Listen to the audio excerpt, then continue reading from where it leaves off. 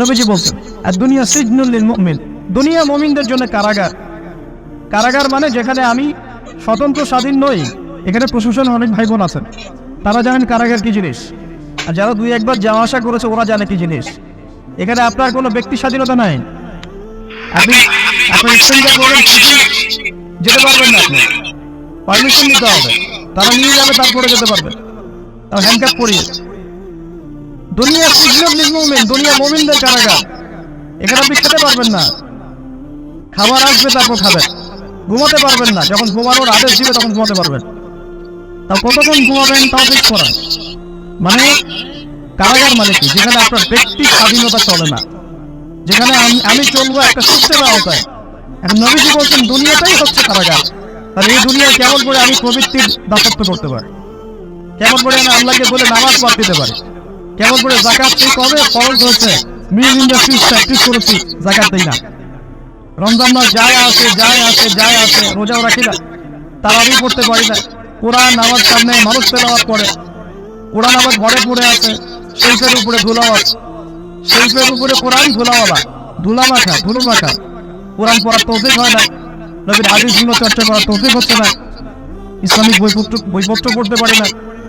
এই কারাগারের জীবনে বসেই আমি একটা মেয়ের পিছনে দৌড়াচ্ছি, মাদক খাচ্ছি, জেনা করছি, কোনো সময় ধর্ষণ করছি, কোনো সময় সুদ খাচ্ছি, ঘুষ খাচ্ছি, দুর্নীতি করছি, এই কারাগারের জীবনে বসে, যেখানে আমার কোনো ব্যক্তি স্বাধীনতা নাই। তাহলে কারাগারের জীবনের মেয়াদ যখন শেষ হবে, যখন তাকে এখান থেকে বের করে নিয়ে আসা হবে, অর্থাৎ মৃত্যু, তখন তার সাথে কি রকম রিমান্ডে আচরণ করা হবে এটা ভালো করে বুঝে না। নবীজি বলছেন দুনিয়া সিজনুল লিল মুমিন ওয়াল জান্নাতুল লিল কাফির, কাফেরদের জন্য, মুশরিকদের জন্য এই দুনিয়াটা হচ্ছে জান্নাত। জান্নাত মানে কি? যা ইচ্ছা তাই করতে পারবে। জান্নাত মানে কি? আপনি চাচ্ছেন আল্লাহ আমি এখন একটা খামর চাই, শরাব আপনার সামনে হাজির, চিন্তা করার সাথে সাথে। জান্নাত মানে কি? আল্লাহ আমি আপনাকে দেখতে চাই, আল্লাহকে আপনি দেখতে পারবেন। জান্নাত মানে কি?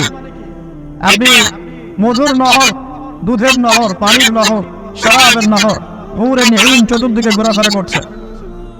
একজন নিম্নমানের জান্নাতি, মানে সবচেয়ে শেষের দিকে যারা জান্নাতে যাবে, তাদের সাথেই দুজন করে হুরে নিঈম, আগান পরিবার তো আছেই, রেলমান পানপাত তুলে চারপাশে ঘোরাফেরা করবে। জান্নাত মানে কি? যেখানে যা ইচ্ছা তাই করা যাবে, বলার কেউ নাই, বাধা দেওয়ার কেউ নাই, সেখানে কোনো মৃত্যু নাই, সেখানে কোনো অহেতুক কথাবার্তাও নাই, কোনো গান গল্প নাই, কোনো মিথ্যা নাই, কষ্টের মাত্র নাই, থুতু ফেলতে হবে না।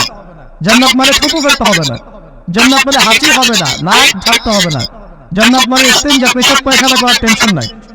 মানুষ খাবার খাবে, একটা ঢেকুর তুলবে, ব্যাস খাবার হজমে। আর জান্নাতের সবচেয়ে বড় বিষয়টা কি? আল্লাহ পাককে আমরা এই চোখ দিয়ে দেখতে পারবো ইনশাআল্লাহ।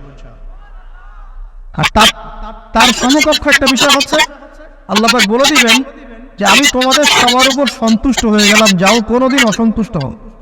ব্যাস। এখন আপনি যত কিছুই করেন এই বস্তুবাদী জীবনে, মনে একটা ভয় থেকে যাবে।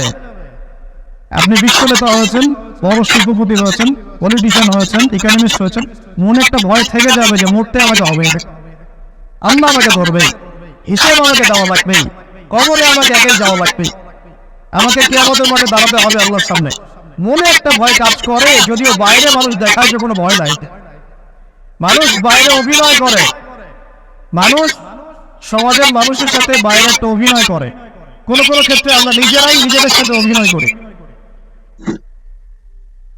কথা সাহিত্যিক হুমায়ুন আহমেদের নাম শুনেছিলেন? শুনেছে?